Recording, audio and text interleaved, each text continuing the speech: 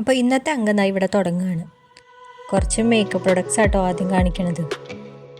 ഇതൊക്കെ ഞാൻ daily use ചെയ്യുന്ന സ്കിൻ കെയർ പ്രൊഡക്ട്സുകളാണ്.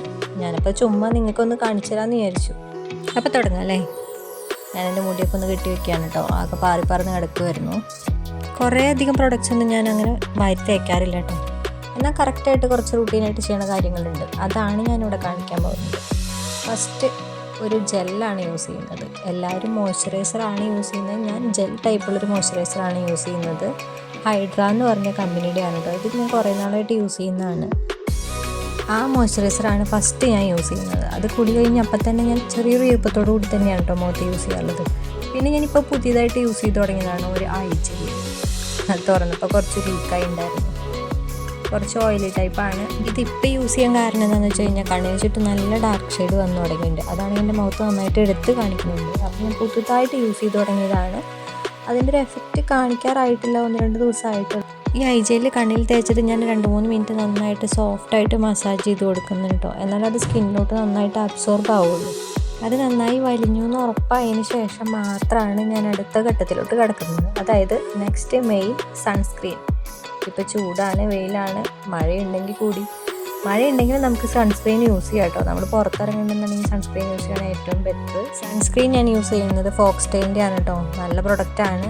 അത് ഞാൻ മുഖത്ത് മാത്രമല്ല കേട്ടോ, കഴുത്തിലും ചെവിയിലും കയ്യിലും ഒക്കെ യൂസ് ചെയ്യാറുണ്ട്. കാരണം അവിടെയൊക്കെ നന്നായിട്ട് ടാൻ അടിക്കുന്ന സ്ഥലങ്ങളായതുകൊണ്ട്. അല്ലെങ്കിൽ നമ്മൾ മുഖത്ത് മാത്രം പുരട്ടുകയാണെങ്കിൽ അവിടെ മാത്രം എടുത്തിരിക്കുകയും ചെയ്യും, ബാക്കിയുള്ള സ്ഥലമൊക്കെ ടാൻ അടിച്ച് കറക്കുകയും ചെയ്യും. പിന്നെ ഞാൻ യൂസ് ചെയ്യണത് ലിപ് ബാമാണ്. ഇത് ഞാൻ വാങ്ങിയത് സ്റ്റുഡിയോ എന്നാണ്. കോഫി എന്നാണ് ഈ ഒരു ലിപ് ബാമിൻ്റെ പേര് വരുന്നത്. ശരിക്കും നമ്മൾ കാപ്പിയുടെ ഒരു മണം വരുന്ന എന്നാൽ ട്രാൻസ്പെറൻ്റ് ആയിട്ടുള്ള ഒരു ലിപ് ബാമാണ് കേട്ടോ. നല്ല അടിപൊളി സാധനമാണ്. അത്ര ഹെവിയും അല്ല, യൂസ് ചെയ്യാൻ എളുപ്പമാണ്, ലോങ് ലാസ്റ്റിംഗ് ആണ്. അപ്പോൾ ഇത്രയേ ഉള്ളൂ. ഇതാണ് ഞാൻ മോർണിംഗ് ചെയ്യുന്ന സ്കിൻ റൂട്ടീൻ. ഇത്ര പ്രോഡക്ട്സ് മാത്രമേ ഞാൻ എൻ്റെ ഫേസിൽ യൂസ് ചെയ്യുന്നുള്ളൂ. പിന്നെ ഞാനൊന്ന് കണ്ണെഴുതാമെന്ന് ചോദിച്ചു. ഇത് ഓപ്ഷണലാണ് കേട്ടോ. വീട്ടിലിരിക്കുകയാണെങ്കിൽ കണ്ണൊന്നും എഴുതാറില്ല, ഇന്നെന്തോ എഴുതാമെന്ന് കരുതി. പുറത്ത് പോകുന്നുണ്ടെങ്കിലാണ് കേട്ടോ കൂടുതലായിട്ട് ഞാൻ മേക്കപ്പ് യൂസ് ചെയ്യാം. മേക്കപ്പ് എന്ന് പറയാനൊന്നുമില്ല. ഒരു ഫൗണ്ടേഷൻ യൂസ് ചെയ്യും, ഒരു കോമ്പാക്റ്റ് യൂസ് ചെയ്യും, പിന്നെ കണ്ണെഴുതും, ഒരു പൊട്ടിടും, ചിലപ്പോൾ ലിപ്സ്റ്റിക്കും. അത്രയേ ഉള്ളൂ. മിക്കവാറും ലിപ് ബാം തന്നെയായിരിക്കും. ലിപ്സ്റ്റിക്ക് അധികം യൂസ് ചെയ്യാറില്ല കേട്ടോ. അതുകൊണ്ട് എനിക്ക് ഇത്ര നാളായിട്ടും സ്കിന്നിന് വേറെ കംപ്ലൈൻ്റ് ഒന്നും തോന്നിയിട്ടില്ല. സാധാരണ ഹെവി മേക്കപ്പൊക്കെ യൂസ് ചെയ്യുന്നവർക്കാണ് സ്കിൻ ഭയങ്കരമായിട്ട് പെട്ടെന്ന് ഡള്ളാവണതും ഭയങ്കര കോംപ്ലിക്കേറ്റഡ് ആവണതും. എന്തോ എനിക്ക് ഇതുവരെ അതിൻ്റെ പ്രശ്നം സ്റ്റാർട്ട് ചെയ്തിട്ടില്ല. ചിലപ്പോൾ ഈ മേക്കപ്പ് അധികം യൂസ് ചെയ്യാത്തതുകൊണ്ടായിരിക്കാം.